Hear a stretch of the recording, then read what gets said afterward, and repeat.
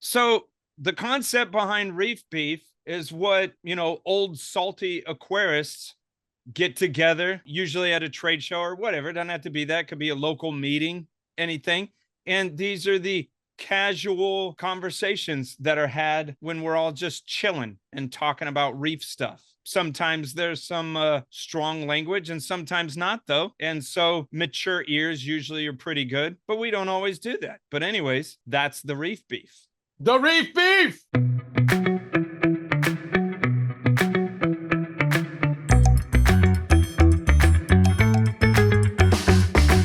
Today on Reef Beef, my name is Rich. And my name is Benjamin. Today we have a very special guest, James Biggers. And James Biggers does something similar to what I do, but in big old New York City. He works for a company called Okeanos Group. He's their senior aquarist and lead installer. He has tons of experience, so we're going to talk to him about a bunch of cool stuff. We're also going to catch up with what Ben and Rich have been up to, and that's going to be our show today. This show is brought to you by saltwateraquarium.com, Champion Lighting and Supply, and powered by PolypLab. Welcome to Reef Beef. What's going on, Richard? Oh, a lot of stuff's going on. Yeah. Yeah. Tell me about the good stuff. The good stuff is over here on my right. I'm almost done processing all of the settling tiles from the coral spawning. Super cool. And I'm moving them around because I got baby urchins in. Thank you to ORA for hooking me up with those. I've got baby snails, and I'm in the process of moving all of the of seeing what has settlers on it, what doesn't, and moving them all up to one tub if I can, because that'll make my life easier if I can do that, because then I can put all the herbivores in one place. Yeah. So I'm actually going to run this thing, I think, more like a tank, where the bottom, there's two levels of this spawning rack that I made. And on the bottom level, once I move all the tiles out, that's where the filtration is. So I'm actually going to put one of those marine land polishing canister with a pleated cartridge in it, because I'm feeding so much foods in here. I want to get that out. I don't want it just to sit there. I want it also to come out. So I'm actually going to use that as a filter and a return pump. So that's kind of exciting. Oh, cool. But the main news is I have numbers for you.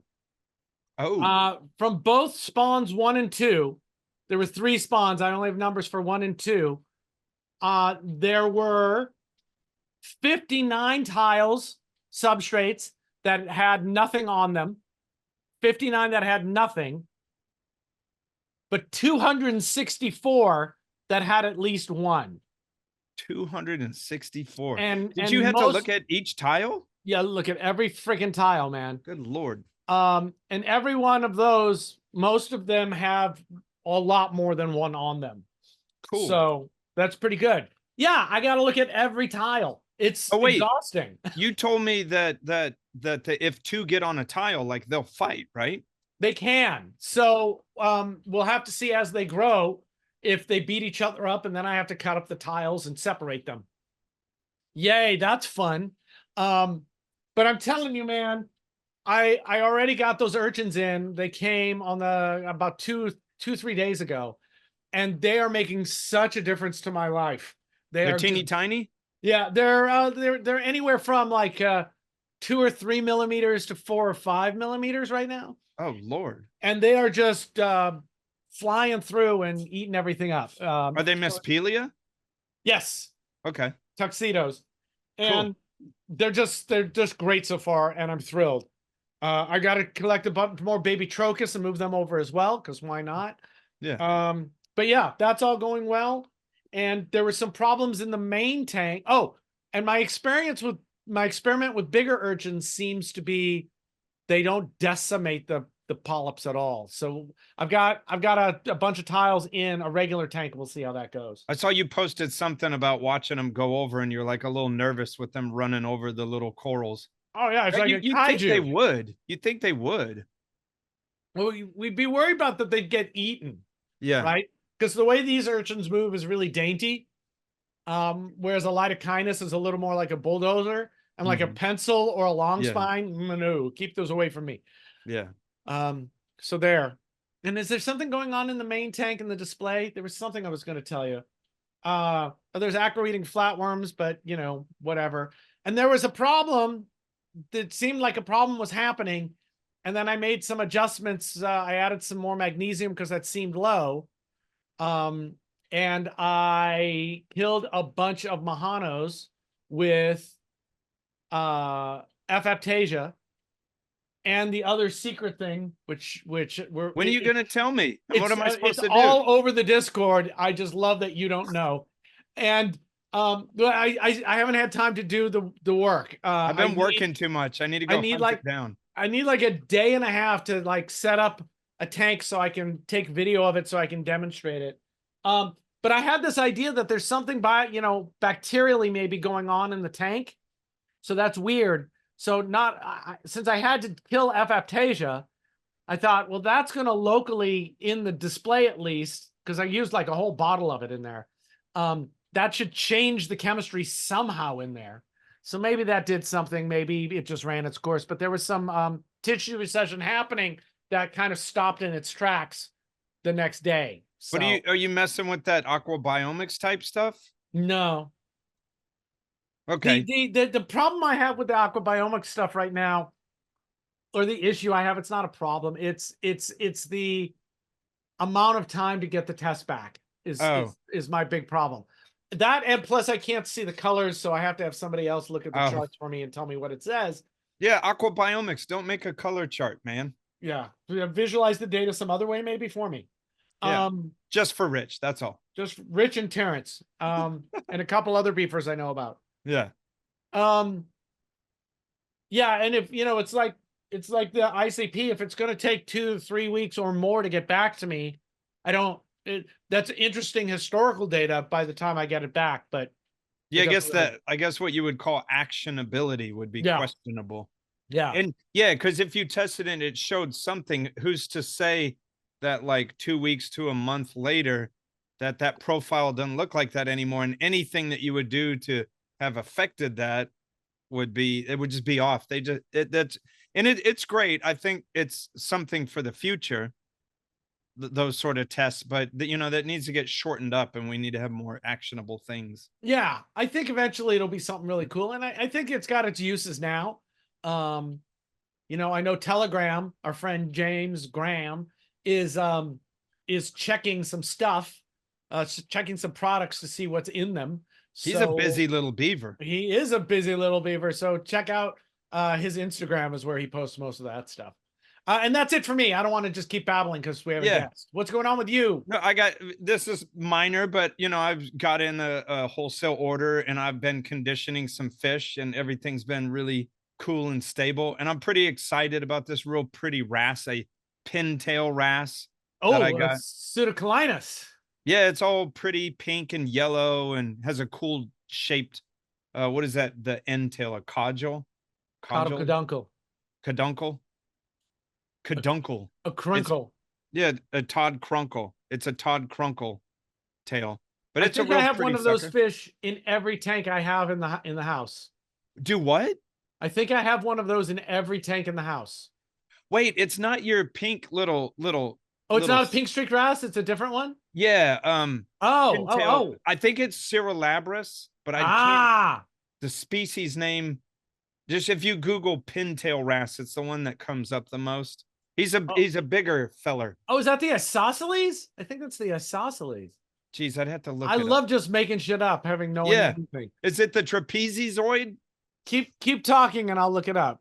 No, but yeah, you're tricking me out because I know there's a rhomboid wrasse, and you're just going all geometry. But the splendid pintail fairy wrasse. Tons of pink, and then lots of yellow lines and stuff through them. Isosceles, yeah. Is it really? Yeah. Who did some geometry major like name all these wrasses? I want to see who wrote the paper, because I think we know who it is. Oh, you serious? It's not Lemon. Let me check. That would be really cool. This is so stupid. I love that we're doing this. Yeah, do it. It's live. We're checking it out. Anyways, it sucks because like a couple months ago, I had ordered one And I should make a screen top for it, but when I get the order, I put the styrofoam lids on top of this 75-gallon that I condition them in. And for freaking 5 minutes, I left the top off to go get something, and he was dead on the floor. And trust me, I put him back in the water and tried to see if, but he was expired. And that's the first time I had ever got a pintail. And I was like, damn, that was gorgeous. So I recently, got another one, and I'm keeping the lids on. Nice. But they're obviously all wrasses are bad jumpers. So here at Reef Beef, we would recommend, if you're able to, have some sort of screen lid on there, because Lord knows, Lord Jesus Christ knows that a wrasse will find the smallest hole and end up dried on the floor, like all your hopes and dreams. Yeah. Ty described it. Who? Are you serious? Yeah, it's been around for a while, but it was getting a lot of attention, and then he described it. I don't have the paper up. We'll find a link to it and we'll put it down there because we love him so much. Kai, we love you. So there you go. That's crazy. I just got it because it was Purdy. I didn't know that a friend of mine had described it. Yeah, he and Brian Green and a couple other people. And Brian Green is a big fan of Faith No More, and so am I. Yeah, we like Brian. Yep. All right, I'm sorry I interrupt. What else? I've got the link here, so we'll put that downstairs. That's about it. Just with my schedule, just the crazy Christmas when you run a service company, what it does. So, but honestly, this holiday season didn't get so bad on my schedule. I was very lucky, because sometimes you have people that aren't going to be there. Some people want their stuff cleaned like off schedule before their party or whatever. And this one was relatively chill, and I made it through without too much of a bustle and a hustle. Excellent. So that maketh me happy.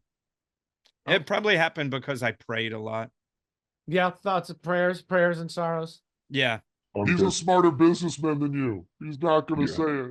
Saltwateraquarium.com. They've been with us forever, and we love them much. If you want to support us, then go support saltwateraquarium.com. It's crazy because they sell saltwater aquarium products, and it's their damn name. I mean, it doesn't get more simple than that. And look at this, what Richard has. He's got this mobile app.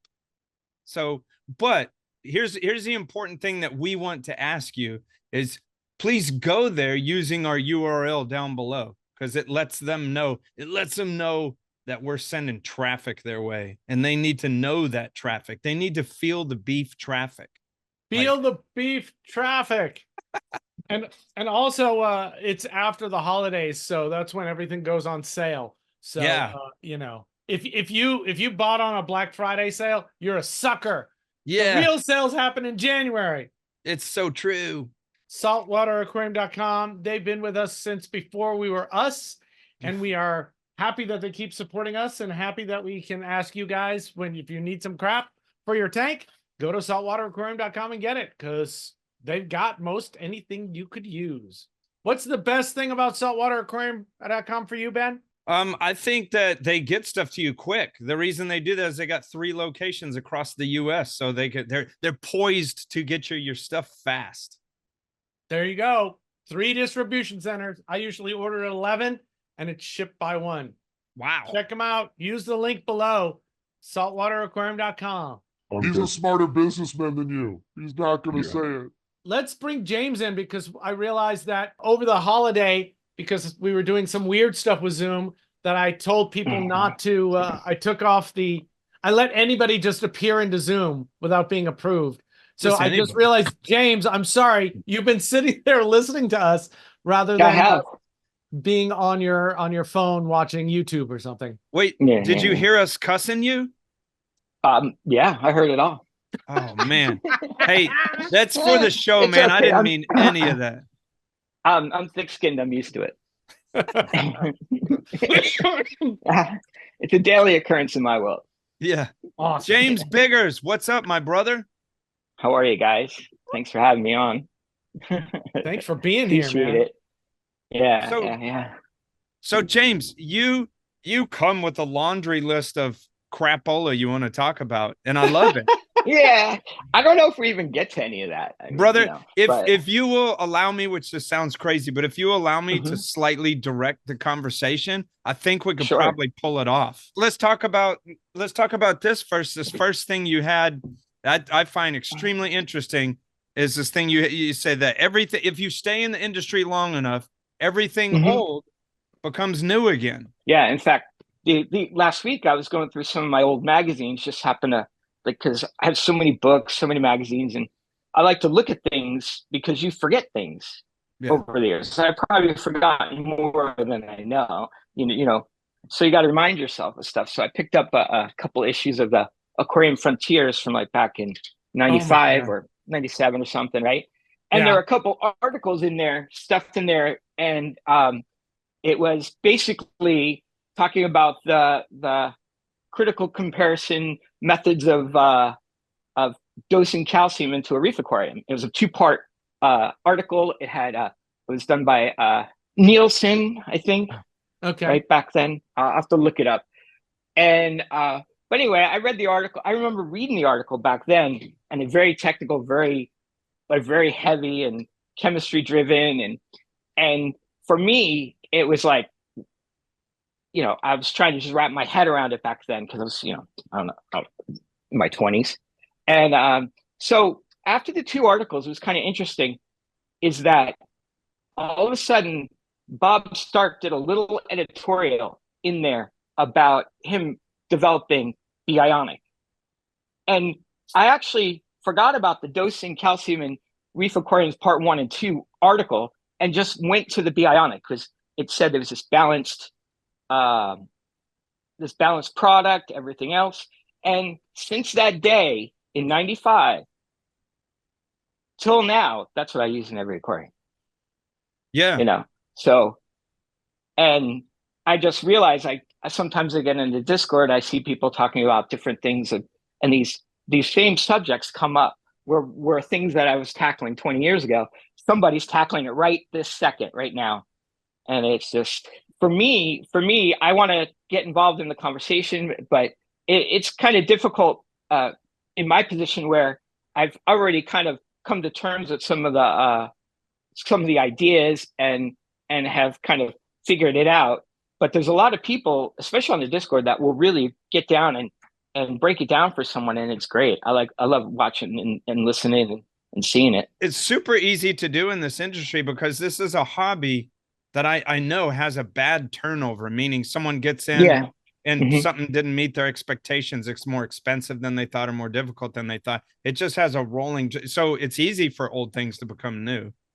Yeah, especially like with something like the Bionic. I basically 28 years experience with that, and have enough aquariums to look at and say, well, this works. And I know that works. So I'm a creature of habit, especially in my industry. What I do for a living, I have to be a creature of habit. So that's one thing. If it works, why change it?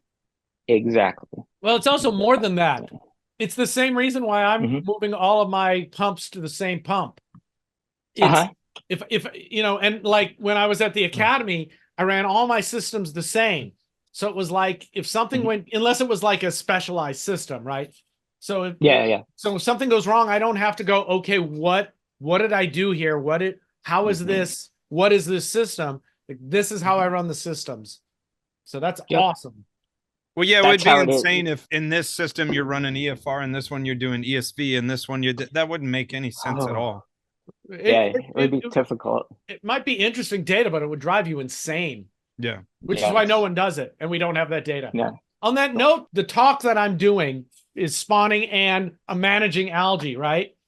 So I was looking at the managing algae, and then we were having a discussion about it, and Matt Wandell linked me to a thread from 2014 on Reef Central, where it was Matt and I saying exactly the same things that are in my talk and that we say all over the place in 2014, with people having versions of the same arguments about why it's not herbivores, it's the levels of the nutrients in the tanks. And there was no real support for it then, and there's no real support for it now, but it was the same kind of conversation. It's amazing. Yeah, sometimes old is new, and it's you. Yes. Yeah. That's funny.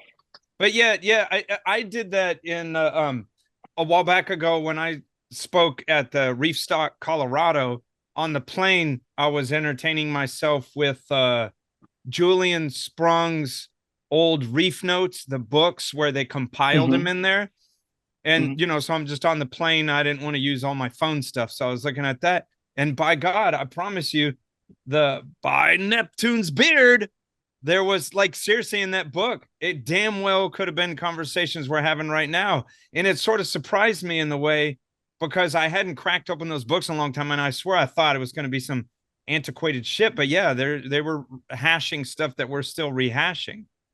Oh, yeah. Yeah. In fact, in one of the issues still with the same article where they had the calcium, there was one by Dana Riddle who was talking about ultraviolet and infrared radiation in reef aquariums.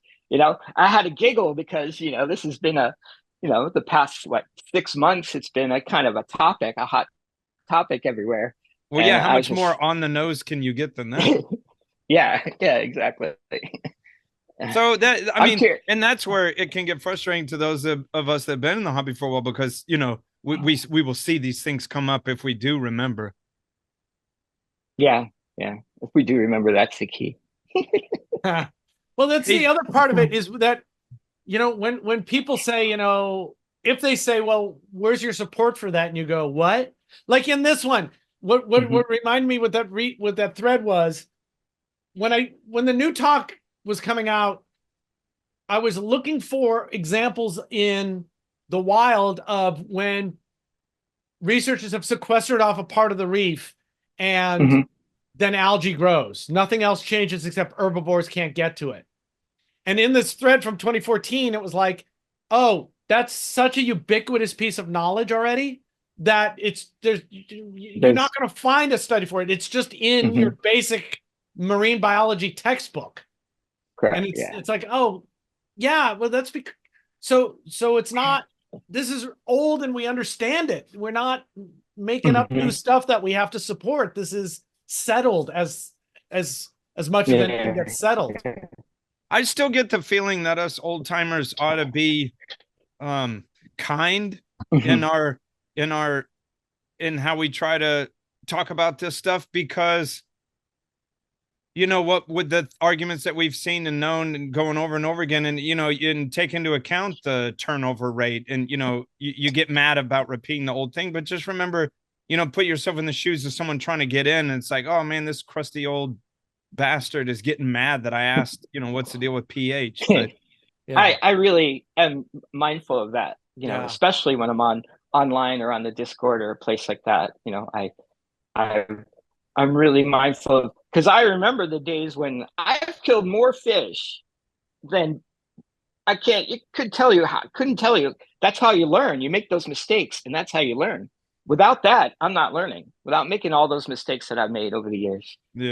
So it's unfortunate, but it's okay it's for people. Yeah, and it's okay for people to make those mistakes because you learn from those. So yeah, and if you are experienced, something we have to remember. Experienced people, don't fall in the trap that I got into this year for many reasons. If you don't have the energy to be patient, don't enter into a conversation. Yeah, because you'll just go to ground really quick. Sometimes I'll get on there and someone new will bring something really like just a whole new idea that I haven't even thought about something that I've known about for a while, but then they bring something else to it and you're like, wow, okay, that's interesting. And I'm always open to that kind of stuff. Like that's why every day you learn something new in this hobby. In this industry. That's the best part of this. That's why I say read but don't engage.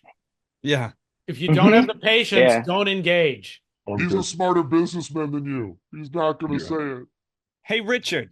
Ben, I bet you don't know that there's an old German drinking song, and it's called Champion Lighting and Supply. Ho, ho.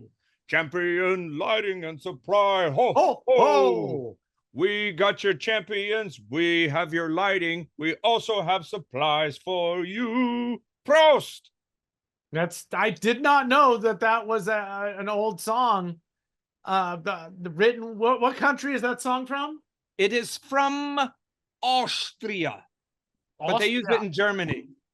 So, Champion Lighting and Supply, they've got a lot of weird stuff and hard to find stuff and easy to find stuff. And they are in it for the right reasons. They are, Todd and his crew are such reefers at heart. They will help you out. And because their song is from Austria, for a while they were setting Bit of Honey to people for reasons about this show. It doesn't matter. But now, maybe they'll send you Lederhosen. So there you go. Oh, Ben, I've lost your volume. Oh no. Oh no, now you're back. When I got a little crazy with my Lederhosen, I think I slapped the microphone cord. I think you did, because now you're back. So Champion Lighting and Supply, freaking check him out. Todd Krunkle is awesome. He's a super mensch. We call him the Crunk Master. We don't call him that. No one calls him that. I just made that up. But check him out. They are good people. So we are thrilled that they have chosen us to be a part of and to help support our show, and we want to help support them, so we do. And the other best thing I gotta say is that they chop up cardboard to use as their packing material, and that is the kind of thing, money where your mouth kind of thing is, that we can really get behind. So check out the Austrian Todd Krunkle, Krunklemas at Champion Lighting and Supply. He's a smarter businessman than you. He's not going to say it. Yeah. James, you have a story about Palythoa toxicity on yourself, right? Yes. Yeah. Back in 2017, I had just a random new client bought a 100-gallon wide aquarium, off of Craigslist or wherever, one of those standard all glass 100-gallon. And he asked me to come over and set it up. And I did that, and it was in July, and it was in a U-Haul. He drove it up like 2 hours, brought it to his house. I unloaded it, did the plumbing. It took a while to get everything together to get it right. And so at the end, my client was like, he's like, "Hey, do you mind putting the rock in?" Oh no. And that wasn't really what I was there to do, right? I was just there to maybe just put the tank together, make sure everything is running, and put the water in. So I'm like, well, that'll just be, I guess I figured I'll just make some more money on this, And so I did it, and I took they had some those rolling buckets in the U-Haul. So I rolled them in, brought them into the guy's house. As I was taking the rocks out, the water was kind of warm because it's been sitting in a U-Haul, right? And so as I'm picking them up, I pick up this one rock, and it has some really pretty mushrooms on it. And I'm staring at these mushrooms. And next thing I know, I noticed that my hands are kind of slimy. And one of there was pallies on one side. It actually squirted my eye. Oh, shit. All right. So at that moment, I said, "Oh, I got squirted in the eye by a death pally." Oh. And, everybody giggles, whatever else. And my eye actually kind of swelled up. It felt like a golf ball for a little bit. So I rinsed it out. I actually had some stuff to rinse it out. And in normal circumstances, I usually wear gloves. I usually wear goggles when I know I'm handling pallies. I'm very aware of that. But, shit happens. And so I didn't think anything of it. I went home, and then the next day I went into work, and I passed out at my desk. Whoa. So I thought maybe, yeah, but in my head, somehow or another, I'm working. I didn't put two and two together. It just, because I always thought of, Palytoxin is feeling more of a flu symptoms, the things you hear. That's right? What's been to me. Yeah, exactly. A lot of people, maybe people's lips getting kind of tingly, this kind of thing. And I've had it before. I've been exposed to it. I know. Metallic taste in your mouth. Yeah. And then I had one of my guys go get me some stuff because I thought maybe I had low blood sugar. So I get up, I want to go check on my corals in my coral room, and I walk in there, and then I end up passing out and hitting the ground. Oh. And by the time I realized that I actually passed out, I was actually standing back up. And, and I thought maybe I hemorrhaged. I didn't know what happened to me. Then I figured out that, my knees are scraped up. I had a loose tooth, the whole thing. And at that point, me being me, and, just, I didn't, everybody's like, well, maybe you should go to the emergency room, this or that. I'm like, no, I'm okay. I just have low blood sugar. And then which you should still go to the doctor for, man. Exactly. I know. So though I go through my whole day working, and my last client is a vet. And I tell him what happens, and he's a really good vet. He's like, you're not leaving my office till I hook you up to my EKG. Did he spay or neuter you? Yeah, in the back room. So he brings me in the back room, and he hooks up the EKG. And this isn't just the regular ones. It has like the little metal roach clip things. Put it on your so nipples? He's like pinching me with those. Yeah, exactly. So he's kind of teasing me while I was doing it. And I guess my EKG was fine. He let me go. And then so I went home. I felt really bad. I felt just awful. And then the next day, the same thing happened. I started passing out. I must have passed out about 3 or 4 times. And then at that point, I went to the emergency room. And when I got there, they really didn't know what to do with me, because I told them, what happened, and this is what I thought happened. And I told them about the Palytoxin and this and that. And I told the doctor and the cardiologist, and nobody had a clue. They thought I was having a heart attack or a stroke, so they give me all the stuff for that, and they hooked me up to the machines. And of course, my vitals are actually fine, right? So how when you go to the mechanic with your car making a noise, and it doesn't make the noise when you're there. Yeah. So the same thing was happening with me. So by chance, the cardiologist decided he would keep me overnight, just for observation. And then the next day, I actually had an incident where my heart rate went down to about 15, 20 beats per minute for about 10, 15 minutes or so.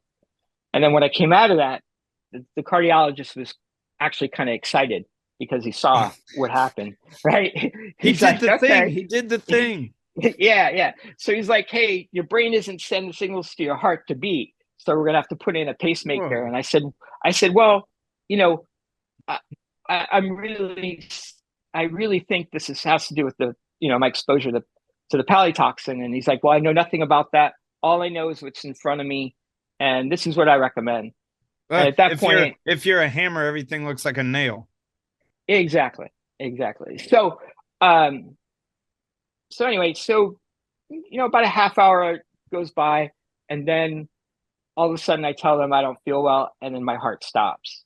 Jesus. And so anyway, my heart stopped for about 3.5, 4 minutes. And so do you know, did they do that whole, like, what's that, defibrillator? They were pounding on my chest, yeah, whatever they were doing, yeah. And the whole thing. And I woke up, and at that point, then they rolled me in, and then they put in a pacemaker. Wow. Which later on I find out I didn't need, but yeah. So that was my experience with it. And I had some long-term. It stopped your heart. Correct. Yeah, it stopped my heart. Good Lord.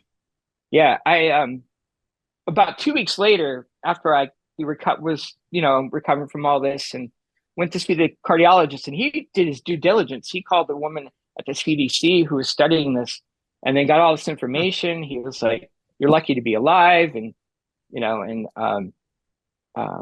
so it's a cautionary tale when you're dealing with these pallies. You have to be real careful. And it can happen to anybody.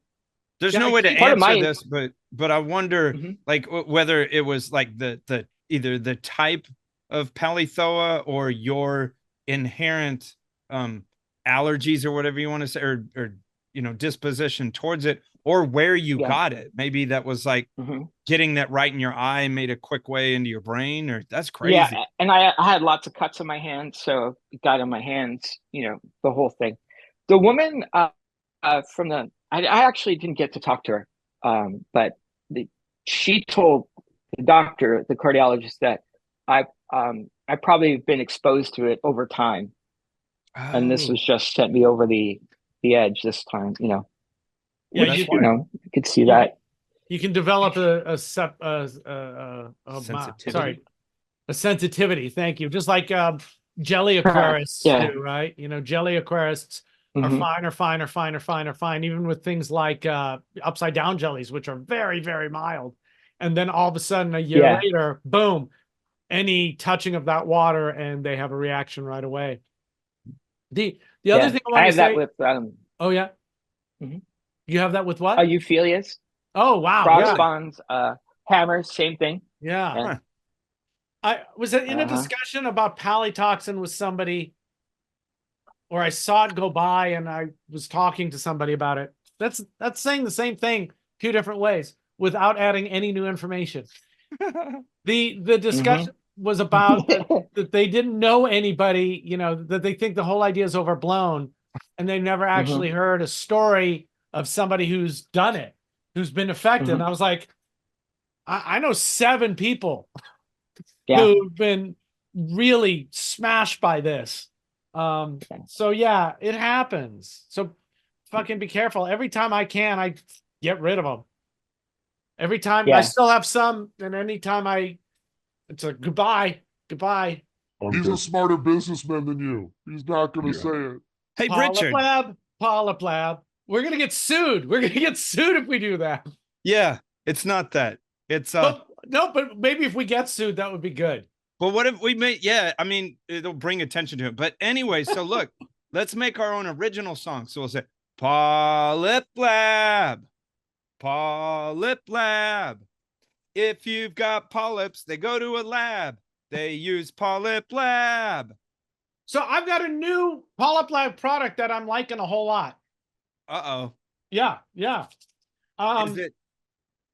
I'm still looking into it because I have some off-bottle uses that I want to use for it. But it's their coral dip. It's called Reef Primer. And there's a couple things I like about it. One, it's a powder, so you're not shipping liquid to you. And the other thing that I like is that it's a short dip. It's about 5 minutes. That's good. I haven't found a coral that it hurts yet. So that's really good. Some of the other coral dips, like Hawkins Echinata, doesn't do well. Everything seems to do well in this. 5 minutes. And the cool thing about it is that it's clear. The water is clear. So you see what comes off as it comes off. As you base it, you can see what it is. Do you get to say... It's going to take everything out. It's going to take all your echinoderms and your microstars and everything. So you want to check your corals to see if there's anything that you really want to save. But besides that, man, this stuff I think works really good. But I'm digging it. I love when there's a product from a company that I just somehow it wasn't on my radar and now it's on my radar and I like it. So PolypLab, thank you so much for that product. It's been very helpful in my acro eating flatworm war that I've been waging. He's a smarter businessman than you. He's not going to say it. What is it with humans? Because this sort of reminds me of like the whole COVID thing. Because it's like if we're not experiencing the bubonic plague, then we're just like, well, I'm going to kiss a rat. Yeah, it's got to be total decimation and GTFO. Yeah, I sometimes I'll see something like I'll pop into a discussion on Palytoxin, and the one thing that I take from it is I'm reminded of it every day. Yeah. What are there any long-term effects? Yeah, I had a lot of memory issues. Whoa. Yeah, so I have a really good memory. Like I never had to put my clients, like I knew all my clients' times I had to be there, everything. There was a period of time like the 3 months after, I was a mess. I just was a mess. I couldn't keep anything. But it took about 6 months to a year to really feel 100% after that. Well, I can balance that risk right now. Right? Why it might be worth Palythoa getting getting Palytoxin and being hospitalized and having heart problems and effects. They're a really cool shade of green brown. They are. In fact, it's worth it. I have pictures of the ones that actually, did the damage, and so I posted on the Discord before. It's just one of those lame ones, right? It's not some. It's so not worth having. Brown. No. It's like getting beat up by an ugly person. It's like. Yeah. So I've got this stupid anemone back here. That it appears that sting could pack a real wallop. Whoa. Oh yeah. Right. But I know that when I got it, it's in this tank up here where it's really hard for me. I've got to really try to put my hands in that tank. So does anybody else. And not me. And the anemone is actually really cool and really interesting to me. So like I don't have a problem with people having pallies. I have a problem with pallies being ubiquitous. Yeah.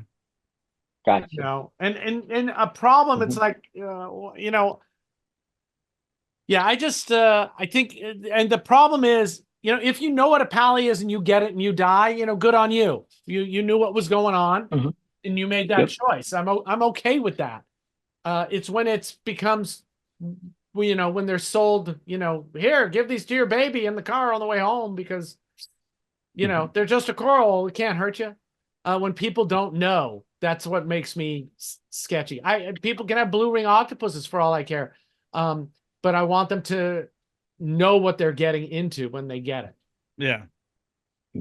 So there. Yep. Don't be like James. Don't do extra don't work be for like your me. client. And if you start fainting, at least by the second time, to start making your way towards a medical doctor, not a damn veterinarian. Yeah, because that's what Ben does. And now one of my hands is now a paw. That was a huge mistake on my part. Hey, James, this is near and dear to my heart. This is not like we're like beat our chest over it because there's some valid differences, but the difference between a professional aquarist and a hobbyist aquarist. Expound on that for a few minutes.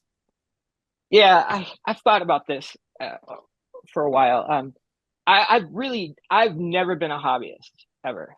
Growing up, my parents had a pet store and I worked in the fish department, right? And then after that, I went to college, worked in fish stores, and then have never really been a hobbyist. Maybe when I was 8 years old, 9 years old, that kind of thing, that a freshwater tank. But I think with the biggest thing, the difference for me being a professional like aquarist is that being responsible for 30 large reef tanks on a daily basis is I have to be really proactive. I can't like if I see something going on, I can't say, well, let's see what happens. So I've had over the years I've come up with ways of dealing with certain things like red slime or bubble algae or hair algae or things like that. Like whenever I have a case of hair algae, what do? We absolutely scrub it. We just scrub it till it's not there anymore, and you keep doing it till it's going. I don't know, but and then I think that's the biggest thing because I think if I had I have a small little couple of aquariums at home for whatever. If I see something, I'll let it go, but I don't have that. That I'm not able to do that with someone else's aquarium because they're paying me to do that. Yeah, but you take it. Do you think you take good care of your tanks at home, or do you feel like work fatigue? I have very small tanks at home, so I take very good care of them. But there's some times where work fatigue gets in the way, and that helps. I wonder if sometimes like professionals like, oh, I'm gonna do a big crazy aquarium, and it's like people like us are like, man, you're gonna burn out. Like just keep it simple and doable. Yep. My wife keeps asking me when I'm going to upgrade the display tank. because she's very nice to me. And it's like, ugh, I don't even want to.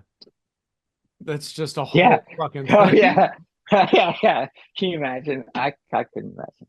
Right. So basically, you know, people talk about, there's a guy on one of the forums who talks about, you know, tearing down a tank and scrubbing everything and putting it back together.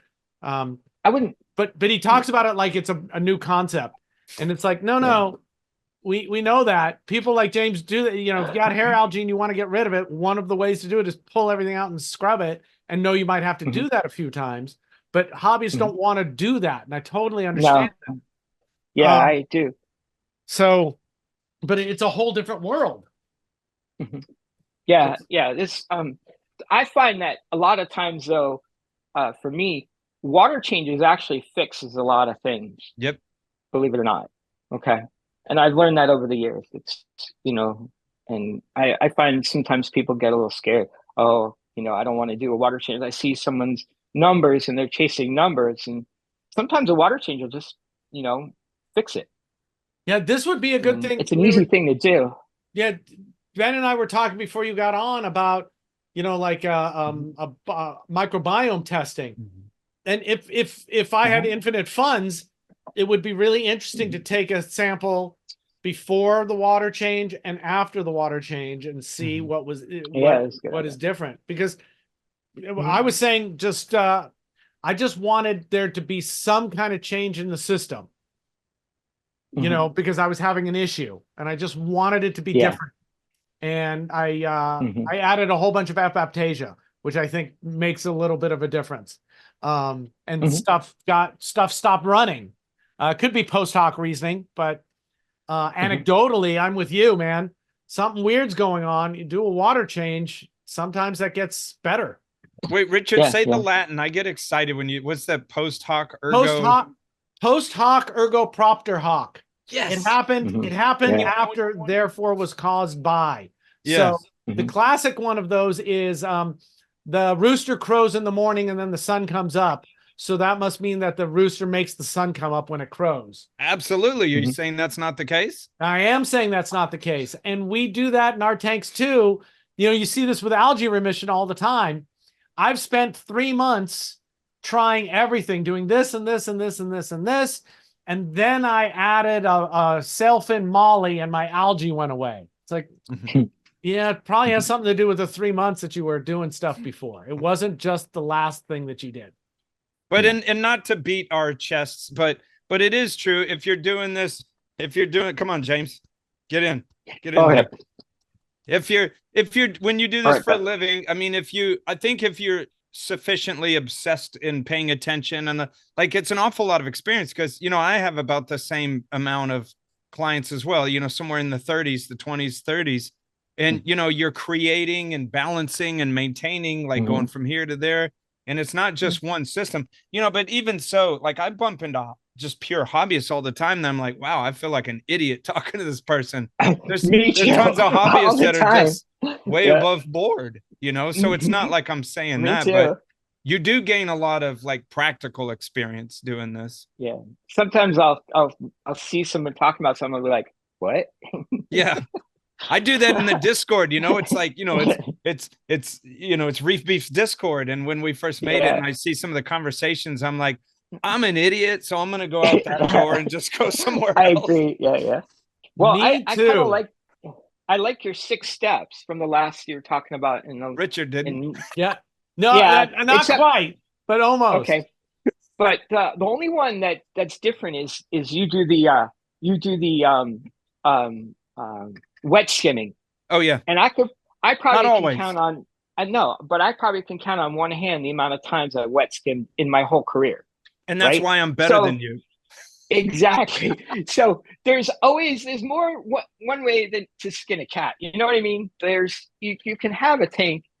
You can, as long as, I mean, there's many ways to do it. That's all I'm saying. It's, you know, and I don't, and the only time I've ever wet skimmed really is to try to, you know, take something out of the water. Maybe the tank was cloudy, trying to remove it that way.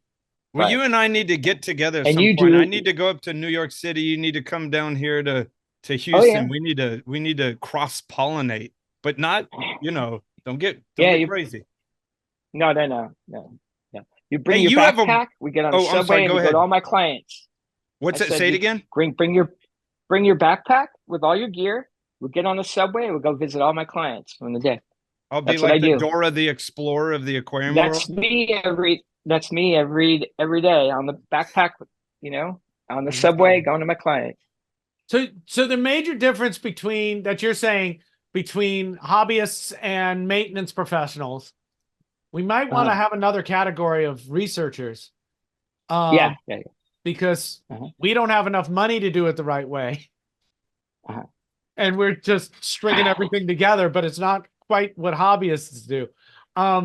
But the difference is time and flexibility. Does that sound right? Is there that a nice summation? Yeah, I have a small window of time and not a lot of flexibility to get something done. An observation, right? A hobbyist. Hobbyists can check out their tank 40 times a day. A maintenance person is not there 40 times a day.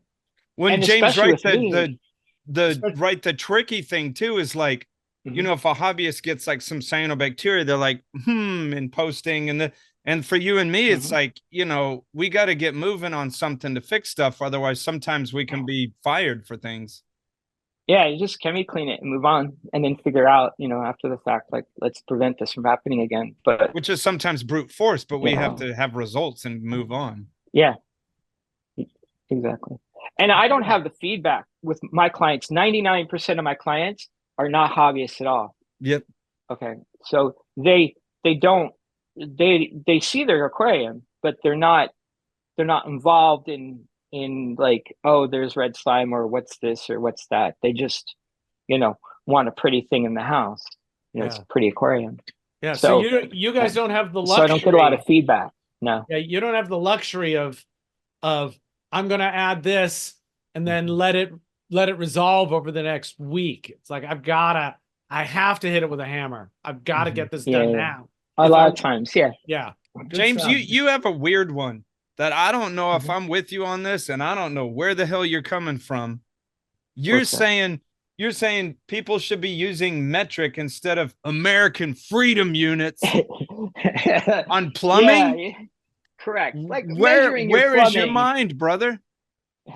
Measuring your plumbing. I went to using, just by chance, I got a Milwaukee tape measure that was in centimeters, and I used it for a job, and then I tended to like using centimeters. We got it. Me and my other guy were working, and he's like, "Oh, this is 7 3/16. This is 5 3/4. What's that?" And we've been sniffing glue all day.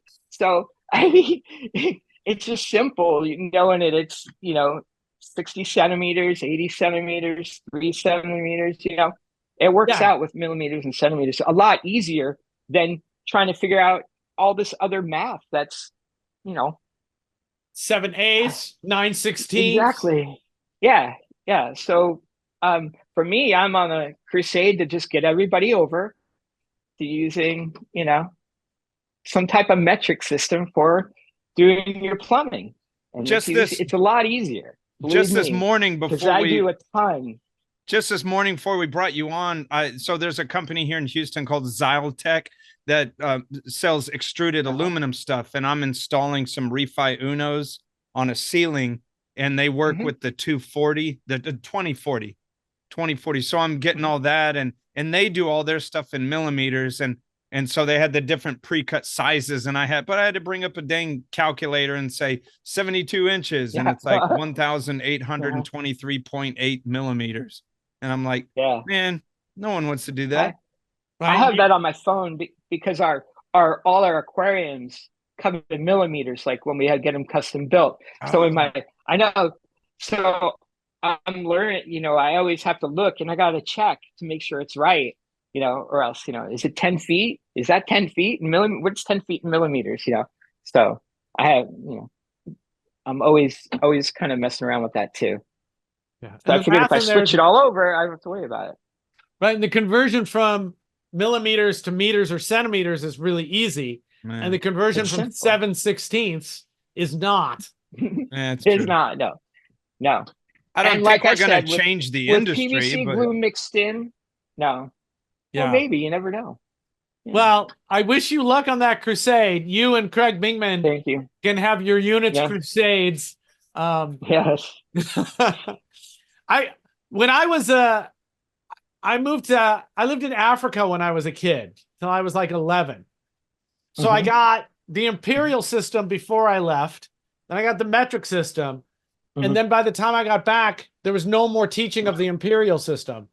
So I'm just kind of fucked. Like I have no idea how many ounces are in a pound or what. I just don't, because I never learned it. Because liters and milliliters is so easy to understand.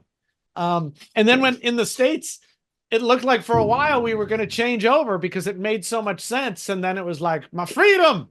I was like, okay, this is weird. I don't understand. How are people going to measure their bacon? By the way, I'm starting a new company called Freedom Frags. Yeah.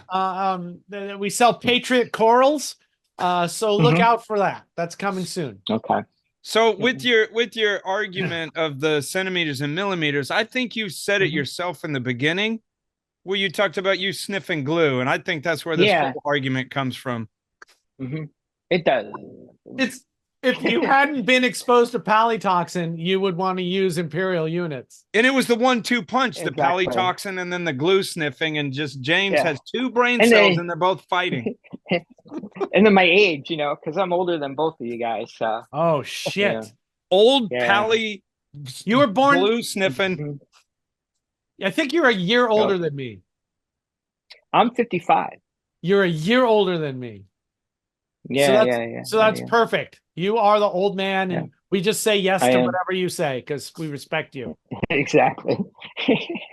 After we take the piss out of you a little bit. Yeah. Hey, James, we wanna thank you so much for coming on. These were cool conversations. Yeah, I appreciate it. Yeah, it was great. Absolutely. Yeah, thank you. Well, so happy much. New Year, guys. Yeah, happy New Year. And looking forward to your stuff, Rich. Righteous. Your corals. It's really exciting. Thank you so much. Yeah, that's the main reason why I'm on Discord. Is just for that. Oh, that's good because I haven't gotten much feedback this year in the Acro Spawning Project channel. It makes me like, oh God, is anybody even looking? Why, I keep trying to keep that where the first, new information or new results, that's where it goes first. So I'm glad to hear that some people are looking at it and that it's worthwhile. Yeah, it blows my mind. I wonder if some people are just intimidated. They don't know what to say. It's more like they're just taking in what you're putting out. That's possible. That's me. That's me. I think that's most of all of us. Like, we're just like watching. We're like, man, I don't know what to say. Richard's got it all locked down. Yeah, and he's an idiot. What's he doing that for? What a crazy jerk. Sniffing glue. Sniffing glue. All right, thanks, James. Guys. This show is brought to you by Champion Lighting and Supply, by saltwateraquarium.com, and by PolypLab. And we want to thank our sponsors. And we want to thank you, the viewer, the beefer. We have a Discord. You can go find it if you have finding time. And then also, too, we have a website where you can become a member. You can buy weird things and trinkets with Reef beef all over it. And we're trying to add to that. If there's something you want to see as merchandise, let us know in the comments. Maybe you want edible underwear, one-way sunglasses. I have zero ideas. A Reef beef mohawk. I don't know. But let us know. Engage with us in the comments and go to the Discord and let us know what your thoughts and feelings are. And we would love to see that.